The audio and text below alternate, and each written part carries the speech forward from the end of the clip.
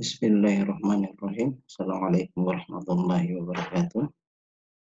Adik-adik sekalian yang saya banggakan, pada hari ini kita akan melanjutkan materi kita tentang kelembagaan dalam pengelolaan perikanan. Yang sebelumnya kita sudah coba untuk mendiskusikan tentang data di dalam pengelolaan, pentingnya data di dalam pengelolaan sumber daya perikanan. Nah, pada kesempatan ini saya akan menjelaskan bagaimana kelembagaan dalam pengelolaan perikanan. Bagaimana kelembagaan tadi menjadi penting di dalam pengelolaan, bentuk-bentuknya, dan apa saja yang pengelolaan yang sudah ada di model-model kelembagaan dalam pengelolaan perikanan yang ada di negara kita ataupun juga di negara lain. Baik, ketika kita membicarakan tentang kelembagaan, maka kita akan terpikir bahwa lembaga itu adalah sebuah, sama dengan seperti kita membicarakan tentang sebuah organisasi, ya.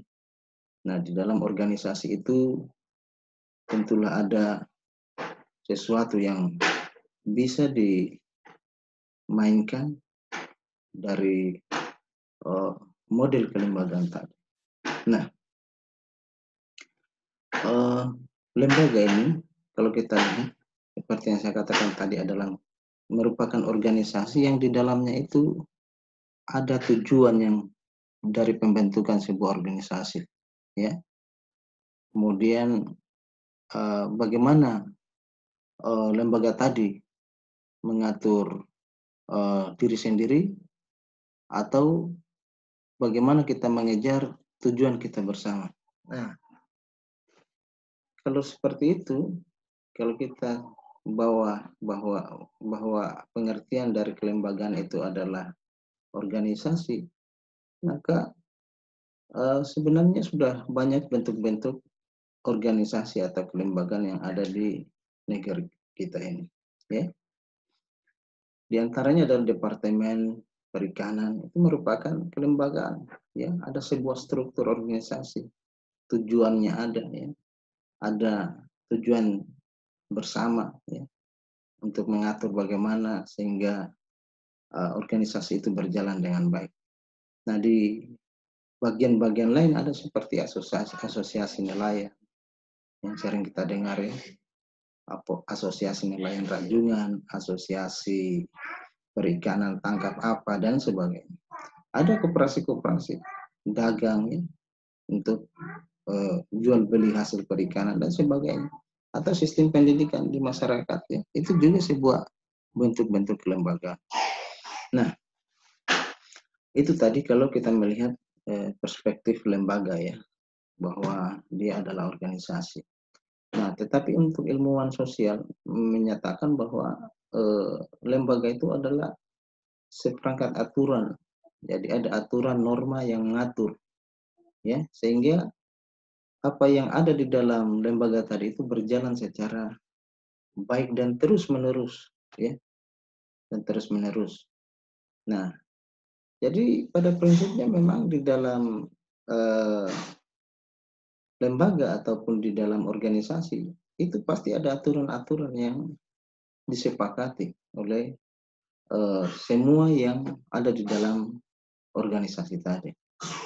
Nah, sehingga dengan berjalannya aturan main tadi, maka akan tercipta sebuah mekanisme ataupun sebuah proses dari kegiatan perikanan yang terus-menerus berjalan dengan teratur. Nah, itu yang diinginkan dari sebuah struktur ataupun organisasi, ya. Nah, di situ. Jadi pada intinya memang dari kelembagaan ini itu prinsipnya bagaimana mengatur, ya. Bagaimana mengatur sehingga kegiatan di dalam lembaga tadi itu berjalan dengan sebagaimana mestinya, ya. Jadi ada aturan, silakan saja kita memahami bahwa lembaga itu adalah aturan main, tetapi dibingkai dengan adanya sebuah organisasi. Saya kira tidak ada masalah di sini ya. Kita. Nah, bentuk-bentuk kelembagaan itu banyak ya, seperti yang di awal tadi untuk contoh-contohnya. Nah, ada yang lembaga sistemnya seperti lembaga pemasaran, seperti bagaimana asosiasi eksportir udang ya yang kita kenal. Kemudian ada aturan-aturan atau pengelolaan seperti lembaga adat ya yang kita kenal. Itu juga sebuah lembaga ya, sebuah organisasi ya. Ada lembaga daerah perlindungan laut ya, ada asosiasi pengelola rajungan Indonesia dan macam-macam bentuk-bentuk kelembagaan. Kalau di dalamnya sudah ada aturan main, kemudian di situ terkumpul beberapa orang yang membicarakan suatu tujuan tertentu, nah itulah lembaga. Tinggal lembaganya itu besar atau tidak, atau lembaganya itu sederhana atau tidak. Dia belum kompleks, ya. Nah ini semua kita berbicara mengenai kelembagaan, ya. Nah, kemudian ada bentuk lembaga-lembaga yang ada di pemerintah ya, seperti KKP, DKP, ya, Dewan Kota, Taman Nasional Laut. Nah, semua itu adalah bentuk kelembagaan ya, kelembagaan yang ini merupakan kelembagaan yang diatur oleh pemerintah. Dia punya tujuan, ya, sasaran utamanya apa gitu ya, untuk mencapai tujuan apa secara bersama. Nah, ini semua lembaga ya. Nah, kemudian ada lembaga-lembaga dari sistem informasi dan koordinasi seperti bagaimana himpunan nilaian seluruh Indonesia yang kita dengar ya. Ada juga yang di daerah kita seperti komunitas nelayan Tomia ya di Wakatobi sana. Itu juga sebuah organisasi kelembagaan atau bagaimana masyarakat pesisir Bajau dan sebagainya. Nah, itu semua bentuk-bentuk kelembagaan ya. Tetapi dia bergerak pada lembaga sistem informasi dan koordinasi. Jadi dia memberikan informasi kepada semua semua yang ada di dalam organisasi tersebut ya berupa anggotanya untuk memberikan informasi dan bagaimana mereka bisa berkoordinasi ya. Nah, seperti itu. Jadi macam-macam bentuk, ada yang lembaga pemasaran, ada yang aturan adat pengelolaan, ada yang lembaga pemerintah, ada sistem informasi dan koordinasi. Nah, seperti itu ya. Nah, bagaimana peran kelembagaan ini? Nah, peran kelembagaan sebenarnya struktur dan operasi dari sistem lembagaan itu sebenarnya berjalan secara terus-menerus ya. Kadang-kadang mengalami perubahan karena berbagai hal ya. Nah, tergantung dari umpamanya tujuan mereka yang dibentuk, kemudian apa dia punya nama lembaganya, apakah dia lembaga pemasaran dan lembaga apa gitu ya. Kemudian di dalam prosesnya itu bisa mengalami perubahan dinamika karena mungkin adanya hal yang baru yang kemudian mereka harus melakukan evaluasi di dalam lembaga tadi sehingga semakin matang dia punya organisasi. Nah, jadi semakin baik sebuah lembaga itu memerlukan kelembagaan yang tepat dan dengan struktur yang memadai. Kemudian dukungan yang luas dan cara pandang yang adil. Jadi akan berhasil sebuah kelembagaan kalau bagian-bagian di dalam strukturnya itu memadai, ya. Apa yang dibutuhkan di dalam kelembagaan tadi, seperti umpamanya kelembagaan dalam bidang pemasaran tadi. Nah, tinggal dilihat komponen-komponen apa yang kurang di dalam lembaga tadi, yang kemudian mereka coba isi struktur yang ada. Nah, kemudian di situ baru kelihatan bahwa bagian mana yang kurang dari lembaga tadi yang harus diisi. Nah, dengan demikian maka struktur yang tadi itu akan lebih memadai dalam kerjanya, ya. Nah, seperti umpamanya kita contohkan di fakultas itu ada dekan, ada wakil dekan, ada jurusan, ketua jurusan, prodi dan sebagainya. Nah, bagaimana hal yang umpamanya dekan? Kemudian di dalam mekanisme tadi tidak ada wakil dekan. Nah, ini kan ada ketimpangan nanti karena kerja-kerja dekan tadi itu tidak bisa dihandle oleh dekan sendiri. Nah, ini. Nah, sehingga masuklah di situ wakil dekan yang mengkomunikasikan semua pekerjaan dekan ke jurusan. Nah, itu yang dimaksud. Jadi, pos-pos inilah yang sebenarnya yang harus diisi. Yang diisi oleh di dalam struktur yang dibentuk. Nah, gitu. Nah, kemudian di pengelolaan itu akan berhasil kalau ada dukungan yang luas, ya. Jadi dukungan yang luas baik secara internal maupun eksternal. Bagaimana dukungan yang ada di luar berupa funding, pendanaan, atau yang di dalam dengan kerja yang kuat dan motivasi yang tinggi dari semua di dalam organisasi tadi. Kemudian bagaimana kita memandang ini dengan adil, ya. Jadi tidak adanya kecemburuan, ya. Itu semua bahwa semua pekerjaan itu betul-betul berada di dalam tupoksi masing-masing berdasarkan kewenangannya masing-masing. Tidak tidak mengambil kewenangan orang lain di dalam strukturnya. Nah, biasa ini yang terjadi. Kadang-kadang tugas ketua ya diambil alih oleh sekretaris. Kemudian sekretaris pekerjaannya diambil oleh ketua dan pada akhirnya inilah yang menyebabkan cara pandang kita yang tidak adil ini yang menyebabkan kita menjadi rusak gitu ya. Nah, biasanya kalau kita dapatkan kelembagaan yang ingin baik, menjadi baik, itu biasanya mereka melihat pengalaman-pengalaman di masa lalu. Bagian-bagian mana yang kurang, yang kemudian dilengkapi. Dan memang kelembagaan ini menjadi penting karena belajar dari pengalaman. Kalau kita tidak berlembaga, kalau kita tidak berorganisasi, tidak dikuatkan dalam aturan-aturan organisasi, sehingga banyak sekali sumber daya yang hilang.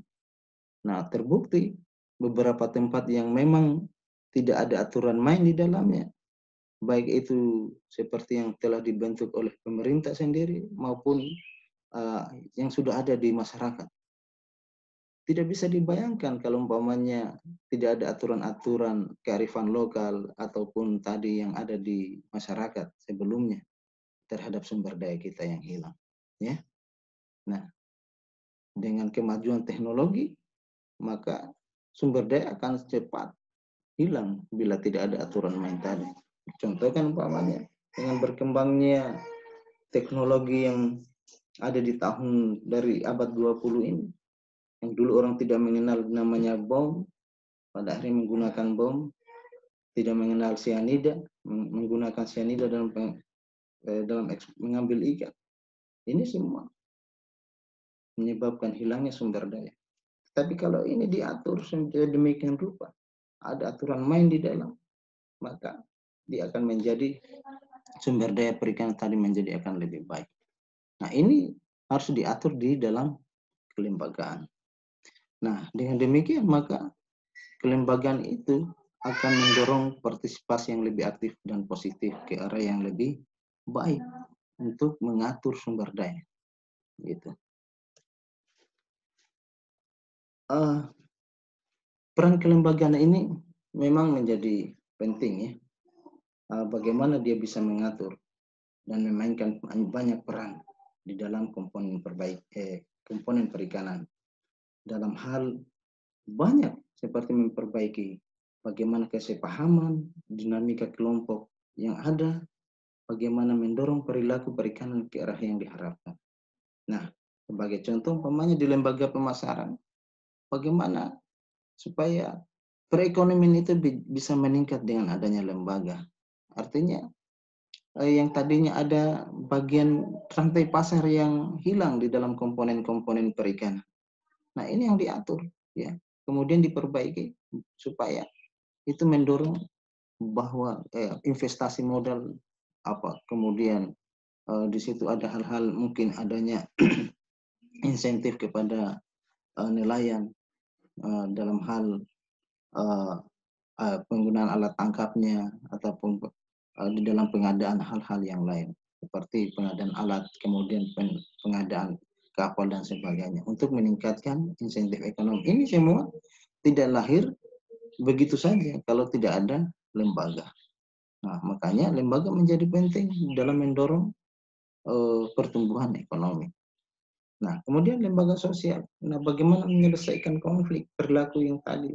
Perilaku masyarakat tidak bertanggung jawab dalam penangkapan ikan. Nah, ini semua diatur di dalam lembaga, ya. Aturan-aturan main yang dikatakan di awal tadi dari perspektif sosial, ya. Kita melihat lembaga bahwa aturan main. Nah, aturan mainnya bagaimana perilaku yang dirubah, yang dulu tidak ramah dalam penangkapan menjadi ramah, ya, dan sebagainya. Ini sebuah bentuk-bentuk kelembagaan dalam perannya, ya. Dia memainkan peranan penting di dalam bagaimana pengolahan sumber daya perikanan. Nah, kelembagaan pemerintah itu ada di negara kita, ya. Bentuk-bentuknya banyak, seperti umpamanya KKP, DKP yang melihat menyelenggarakan pengolahan perikanannya, yang punya kewenangan masing-masing. Ada kewenangan pemerintah pusat, ada kewenangan dalam pemerintahan provinsi, ada kewenangan dalam pemerintahan daerah. Nah, semua itu diatur, ya. Itu adalah bentuk-bentuk kelembagaan pemerintah. Kemudian ada lagi juga yang sistem legislatif, ya. Bagaimana dari presiden, gubernur, kemudian bupati, kepala kecamatan, ya, Pak Camat, kemudian Pak Lurah dan sebagainya. Nah, ini semua bentuk-bentuk yang ada dalam struktur mekanisme legislatif, ya. Nah, semua ada aturan main yang dibuat, ya, dan disepakati. Nah, saya kira contoh-contoh di negara lain ada, ya, bagaimana pengolahan untuk bentuk-bentuk kelembagaan dalam pengolahan perikanan seperti yang ada di Kanada, ya. Bagaimana pengolahannya, ya, untuk pemerintah pusat mengelola perikanan lepas pantai, untuk pemerintah daerah provinsi yaitu mengelola perikanan darat, ya, budidaya, ya, itu. Nah, bagaimana yang di negara seperti Norwegia, Kementerian Perikanan, ada Departemen Pengolahan Sumber Daya Pantai, ada Departemen Aquakultur, Industri, Ekspor. Nah, itu semua bentuk-bentuk kelembagaan tergantung dari bagaimana kita menyepakati itu, ya. Nah, kita juga demikian tadi. Ada DKP, KKP, dan sebagainya. Itu bentuk-bentuk pengelolaan kita di perikanan untuk kelembagaan pemerintah. Nah, ini kelembagaan internasional yang di luar dari sebuah negara. Jadi ini diatur oleh beberapa negara kelembagaan ini. Seperti International Whaling Commission, ya, ada tuna, ya, komisi tuna, ada komisi paus, ya, dan lain-lain jenis-jenis ikan bisa berbasis pada sumber daya tertentu seperti tuna dan ikan yang dan paus.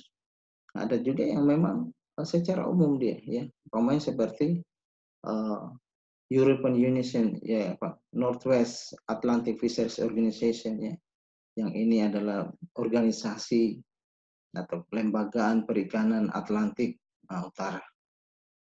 Nah, kemudian Southeast Asian Fisheries Development Center, ya, pusat pengembangan perikanan Asia Tenggara. Nah, ini semua, ya, berbicara tentang perikanan secara umum. Kalau tadi dia khusus pada ikan tertentu. Nah, di negara kita sebenarnya sejak dulu sudah ada kelembagaan masyarakat lokal yang biasa kita kenal dengan kearifan lokal. Nah, itu adalah bentuk kelembagaan, struktur yang dibangun oleh masyarakat yang sudah sejak lama. Nah, ada lembaga adat Sarano Wali yang ada di Binongko sana, adat Wabula di Wakatobi. Semua ini adalah bagian-bagian dari kelembagaan masyarakat lokal, ya. Dan ini punya aturan main tersendiri secara sosial tadi yang kita bahas, kelembagaan sosialnya. Ada juga yang memang mereka mengatur dan punya tujuan utama, seperti umpamanya ini dari lembaga-lembaga adat ini, bagaimana mempertahankan sumber daya, ya, pengolahan sumber daya perikanan di satu tempat. Nah, ini yang menyebabkan sehingga sumber daya tadi masih eksis sampai sekarang.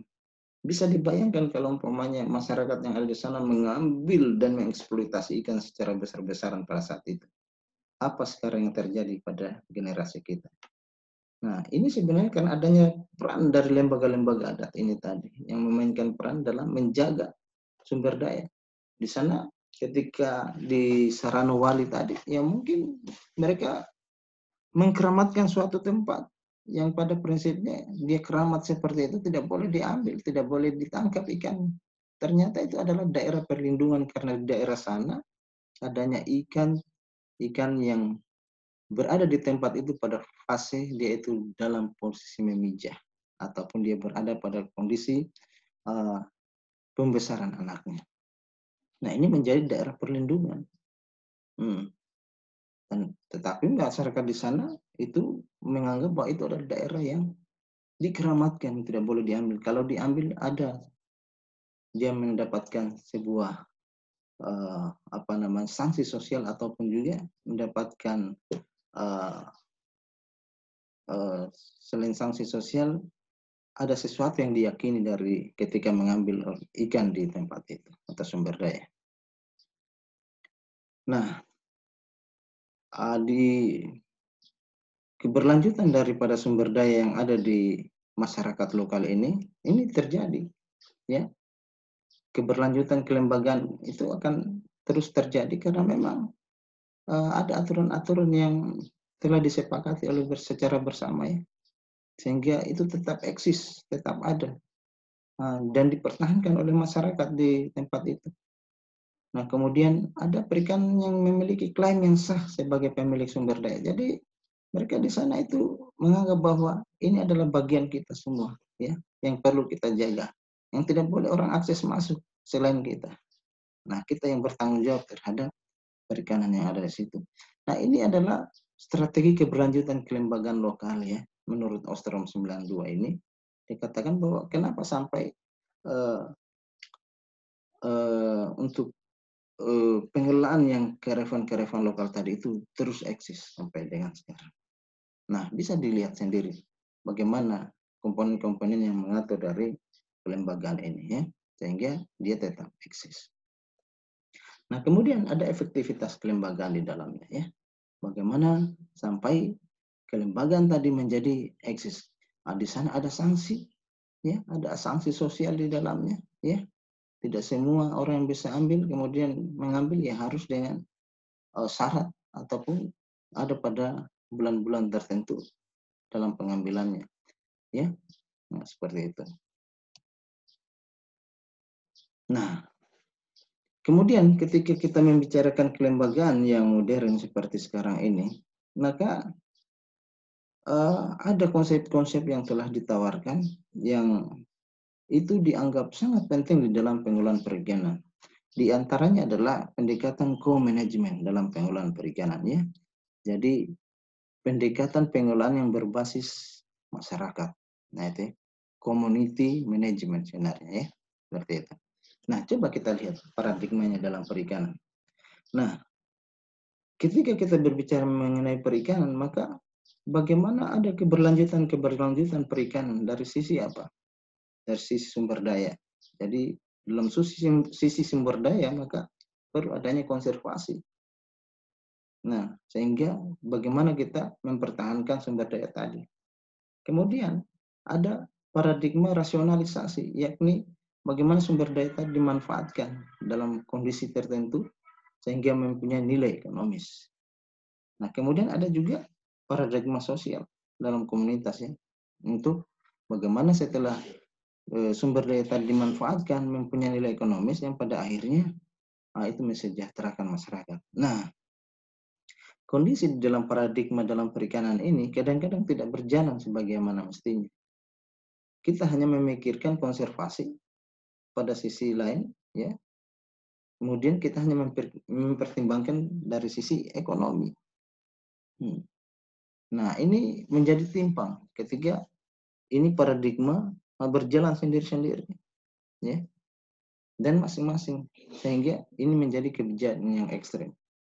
Akan menjadi baik ketika paradigma tadi tidak hanya pada sisi konservasi dan ekonomi saja, tetapi mestinya melibatkan di dalamnya adalah sosial, ya.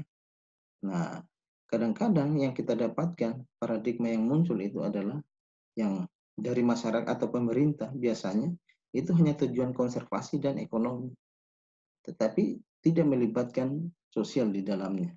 Nah, akhirnya apa yang terjadi? Nah, sementara peran kelembagaan tadi itu aturan main sosial, ya. Nah, ini yang tidak pernah dilihat sehingga muncullah namanya pendekatan co-management ini. Nah, konflik dan terjadi itu cukup banyak di dalam sumber daya kalau kita lihat, ya, seperti yang kita sebutkan tadi, ya. Jadi kecenderungan biasa konflik internal itu karena di antara nelayan, ya, biasa keuntungan yang tidak merata. Kemudian adanya perbedaan dalam rencana pengolahan antara nelayan dan pemerintah. Ini juga menyebabkan adanya konflik, ya. Nelayan menginginkan satu sisi pendekatan, sedangkan pemerintah pada pendekatan yang lain. Sehingga inilah yang menyebabkan kadang-kadang terjadi konflik internal di dalam perikanan. Nah, selain itu ada konflik eksternal, ya. Bagaimana persaingan antara yang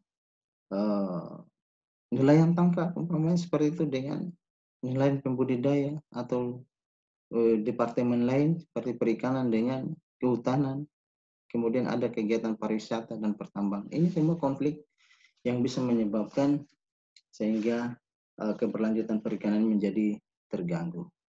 Nah, untuk itu kalau kita lihat secara hakikatnya maka konflik yang terjadi internal perikanan itu sebenarnya karena efisiensi dan alokasi. Jadi tidak efisiensinya dan alokasi yang tidak merata. Nah, sehingga di dalam sini sebenarnya konsep co-management itu membagi sebenarnya. Ada sharing di dalam menetapkan kebijakan dan fungsi manajemen antara pemerintah dan pemangku kepentingan, stakeholder namanya, ya. Jadi di sini ada perannya pemerintah dan ada perannya pemangku kepentingan. Tidak semua manajemen itu diserahkan kepada pemerintah, tetapi ada pelibatan di dalam pembuat kebijakan, ya, di tingkat pemerintah maupun stakeholder. Jadi dua-duanya terlibat di dalam membuat dan menyusun kebijakan, menjalankan kebijakan tadi. Nah, ini. Jadi co-management itu bisa kita definisikan bahwa rencana pengelolaan itu dibuat, diterapkan sesuai dengan apa yang ditentukan berdasarkan kesepakatan semua, baik pemerintah maupun stakeholder. Ya, jadi semua. Jadi kesepakatan stakeholder di sini itu mencakup pemerintah di dalamnya. Ya. Nah, jadi di sini sebagai contohnya nelayan dan organisasi bekerja sama dengan pemerintah dalam mengembangkan, menegakkan peraturan perikanan dari langkah-langkah pengolahan yang sudah disusun. Nah, seperti itu, ya. Nah, jadi dalam rencana manajemen dan stakeholder itu di sini memiliki peran bukan saja dalam perikanan, tetapi juga dalam pengelolaannya. Jadi bukan hanya dalam bagaimana menjalankan kegiatan perikanan, tetapi dari perencanaan sampai dengan evaluasi dan monitoringnya. Ya. Jadi tidak hanya pada bagaimana kita hanya melakukan bagaimana kita mengelola sumber daya tadi, tetapi dari awal sejak itu diatur sampai dengan dievaluasi, maka kebijakan tadi itu ada peran daripada stakeholder, ya, stakeholder di dalamnya. Nah, yang kita dapatkan selama ini bahwa kegiatan yang ada di dalam perikanan itu kadang-kadang peran pemerintah terlalu besar, dia sentralistik sifatnya. Nah, sedangkan peran daripada stakeholder yang lain itu hanya sebatas menjalankan peran yang ada di dalam model-model pengolahan yang disusun oleh pemerintah. Nah, ini yang kemudian menyebabkan adanya konflik di antara masyarakat dengan pemerintah. Nah, banyak terjadi kita dapatkan pada era tahun 80, 90 yang sentralistik, memaksakan sesuatu kepada masyarakat yang pada akhirnya uh, mungkin tidak ada benturan secara friksi dengan masyarakat, tetapi masyarakat tidak melakukan itu. Ya, seperti umpamanya adanya pembagian kapal nelayan yang pernah terjadi tahun 80 90 di daerah ke, apa Kabupaten apa namanya? Kabupaten Konawe Kepulauan. Itu pernah terjadi ya. Nah, tidak adanya survei, tidak ada pelibatan masyarakat di dalam penggunaan uh, kapal apa yang pantas diberikan. Akhirnya kapal yang diberikan oleh pemerintah tadi tidak bisa digunakan sama sekali dan disimpan dan menjadi barang yang rusak begitu saja. Nah ini, kalau tadi itu dibicarakan dari awal, dilibatkan stakeholder di dalam pengelolaan sumber daya tadi dalam hal pengadaan kapal, saya yakin kapal yang diberikan pasti akan memenuhi standar yang diinginkan oleh masyarakat. Nah itu, dan masyarakat pasti akan menggunakan, dan akhirnya tidak terbuang percuma anggaran pemerintah yang sudah diberikan kepada masyarakat tadi. Nah, intinya bahwa dalam co-management ini ada pembagian tanggung jawab ya. Pembagian tanggung jawab antara stakeholder dengan pemerintah. Jadi pembuatan kebijakan pemerintah itu berbagi dengan antara pemerintah dengan stakeholder. Nah, siapa-siapa saja sebenarnya yang terlibat di dalam co-management ini. Di dalamnya ada pemerintah, nelayan, ya, kemudian ada sektor perikanan yang lain, organisasi komunitas pembuat kebijakan, organisasi terkait seperti LSM yang terlibat di dalam masyarakat umum. Jadi partisipan dalam co-management ini bisa saja tidak seperti ini saja jumlahnya, bisa saja lebih besar tergantung daripada pengelolaan sumber daya apa yang kita inginkan. Jadi setiap bagian daripada co-management ini tergantung dari lembaga pengelolaannya tadi. Seperti komisi rajungan umpamanya. Dan itu pasti beda dengan model perikanan yang lain. Tergantung daripada spesifikasi dari lembaga tadi. Tinggal dilihat partisipannya ini lebih banyak apa lebih sedikit. Mungkin dari 6 komponen ini bisa bertambah menjadi 8 tergantung dari siapa-siapa yang bisa terlibat di dalam pengelolaan sumber daya tadi. Ya, tidak, ini bukan pembatasan jumlah, bisa saja lebih banyak dari yang terlibat di dalam co-management. Tergantung apa perannya di dalam lembaga. Seperti itu ya. Nah, di negeri kita bahwa ada 3 model co-management itu. Ada yang modelnya sederhana antara nelayan dan pemerintah saja. Ada yang sudah berbasis masyarakat, ya. Ada nelayan, masyarakat secara umum, kemudian pemerintah. Ada yang multi party, artinya ini multiple stakeholders yang melibatkan banyak stakeholders di dalamnya. Ini yang saya maksud tadi, tidak hanya 6 tadi, tetapi lebih banyak lagi. Karena dia sudah multi party, sudah lebih banyak dia punya melibatkan perikanan dalam skala besar, gitu ya. Nah, tetapi yang umum di negeri kita itu 2 ini ya, yang model nelayan pemerintah, yang berbasis komunitas. Nah, apa saja itu sebenarnya yang co-management pada nelayan dan pemerintah? Ini biasanya pada yang langsung bersentuhan dengan masyarakat. Nah, jadi ada pembagian tanggung jawab antara pemerintah dan pengelola dari sektor tersebut, seperti umpamanya spesies ikan yang ditangkap, ukuran kapal, tipe alat tangkap, organisasi produksi dan koperasi, semua ini langsung antara pemerintah dengan masyarakat.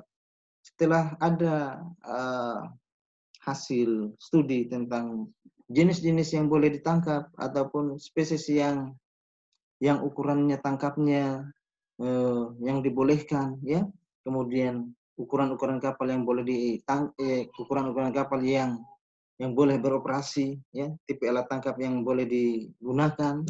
Nah, ini semua Ketika sudah ada hasil studi, maka ini disosialisasikan. Maka didapatkanlah titik temu antara pemerintah dan masyarakat bahwa oh seperti ini dia punya model pengelolaan dan disepakati, ada sanksi dan sebagainya. Nah, inilah yang merupakan antara pendekatan pemerintah dalam hal komanajemen dengan nelayan. Jadi ada peran di sini. Jadi masyarakat itu jangan menangkap ukuran ini, pemerintah juga melakukan evaluasi, monitoring dan sebagainya. Jadi ada peran tanggung jawab. Kadang-kadang juga di dalamnya ada pelibatan nelayan di dalam monitoring di dalamnya, ya. Jadi dalam perencanaannya sudah dilibatkan, kemudian sampai pada akhirnya di dalam uh, sampai pada akhirnya dalam monitoringnya pun dilibatkan. Nah seperti itu ya, bersama-sama untuk menjaga sumber daya ini tetap uh, lestari. Gitu. Nah kemudian ada yang manajemen yang berbasis pada komunitas. Jadi inilah yang kita katakan tadi yang komunitasnya CBM ini ya. Jadi co-management itu yang berbasis komunitas. Nah ini lebih luas dia punya cakupannya. Cakupannya itu sudah tidak hanya pendekatan yang hanya satu nilaian saja, tetapi sudah ada pendekatan di dalamnya masyarakat. Jadi selain nelayan, pemerintah, masyarakat di dalamnya. Masyarakat pengguna dari semua yang dihasilkan oleh nelayan. Nah, ini jadi dia sudah pendekatannya geografi begitu ya. Geografi umpamanya seperti di tempat kita ini ya mungkin pulau tertentu begitu. Seperti kepulauan Wakatobi. Nah, itu sudah bisa dilakukan dengan pendekatan komunitas ini. Jadi tidak hanya pada nilaian-nilaian tertentu saja, tetapi sudah lebih luas lagi dalam cakupan geografinya. Nah, itu ya. Nah, inilah sebenarnya model-model pendekatan yang terus berkembang di negara-negara maju, negara-negara berkembang seperti kita ini. Dan ini menjadi kekuatan utama dalam pembentukan sumber daya kembali. Dan ini model co-management ini itu umumnya berhasil ya, karena masyarakat tidak dipandang sebagai objek saja, tetapi mereka sudah menjadi subjek di dalam pengelolaan itu, ya. Mereka dilibatkan dari perencanaan sampai dengan monitoringnya, termasuk di dalamnya bukan hanya nelayan saja, tetapi masyarakat juga dilibatkan di dalam pengelolaan sumber daya dari awal sampai akhir. Nah ini sehingga ada seperti saling kontrol di dalamnya, ya, dan ini sukses ya di beberapa negara. Nah, bagaimana level co-management ini sebenarnya kalau kita lihat? Nah, ada peran pemerintah di dalam, kemudian ada pengguna, ya, jadi stakeholder di dalamnya, ya. Nah, di sini ada instruktif, konsultatif yang merupakan bagian dari pemerintah. Kemudian nanti ada peran pemerintah sebagian di dalamnya, dan di sini ada peran masyarakat, ya, secara umum. Nah, coba kita lihat instruktif itu. Instruktif itu pemerintah ini masih mengendalikan manajemen yang tersentralisasi, ya. Pemerintah memanfaatkan saluran komunikasi dengan pengguna dan masyarakat untuk menginformasikan tentang kebijakan yang ada dan tindakan yang dilakukan. Ini tahapan-tahapannya di dalam co-management tadi. Jadi kalau instruktif itu masih pemerintah di situ dia mensosialisasikan adanya model pengelolaan tertentu pada suatu wilayah. Nah, kemudian setelah itu dia coba konsultasikan dengan baik ya. Ya, pemerintah membuat kebijakan perikanan, dia mengumpulkan pendapat, masukan melalui konsultasi dengan pengguna. Jadi dilibatkanlah di sini. Sudah mulai ada peran sedikit ya. Nah, di sini awalnya lahir dari pemerintah. Nah, kemudian instruksi tadi, kemudian ada konsultasi. Nah, setelah itu ada kooperatif di dalamnya, pemerintah dan pengguna serta masyarakat menjadi partner dalam pembuatan kebijakan. Nah, di sini ada perannya. Sudah mulai ada peran pengguna di dalam pembuatan kebijakan. Jadi awalnya ada instruksi dari pemerintah tentang kebijakan pengelolaan, kemudian ada konsultasi dengan masyarakat, masyarakat ditawarkan sesuatu, bagaimana ini kalau kalian mau, kita lakukan ini di daerah ini. Nah, ternyata masyarakat mau, maka setelah itu mereka pun bersama-sama membuat kebijakan pengelolaan tadi. Nah, itulah di kooperatif tadi. Selanjutnya maka ada advisory. Advisory ini dia pengguna pembuat kebijakan mengkomunikasikan kepada pemerintah, tetapi pemerintah mengevaluasi dan menyetujui kebijakan ini bila memenuhi kriteria. Jadi di sini ada penasihatnya yang tidak semua dari masyarakat tadi, tetapi ada perwakilan-perwakilan yang mengkomunikasikan kepada pemerintah bahwa ini yang kami inginkan, model pengelolaan seperti ini. Ketika didudukan, dihitung, dia punya plus minus dengan pemerintah, maka ada hal-hal yang tidak disepakati dan ada hal-hal yang disepakati. Nah, ini kemudian menjadi baik dan ditawarkan kepada pemerintah bahwa ini yang kami inginkan. Ternyata pemerintah di dalamnya hanya menyepakati beberapa karena adanya pertimbangan-pertimbangan lain. Nah, ini dibicarakan di tingkat advisory ini. Nah, kemudian lahirlah satu kesepakatan. Nah, pada akhirnya itu menjadi informatif ya. Nah, informatif inilah yang kemudian sudah menjadi kebijakan kelompok pengguna ya. Jadi pemerintah diinformasikan kebijakan tersebut dan pada akhirnya digunakan oleh pengguna.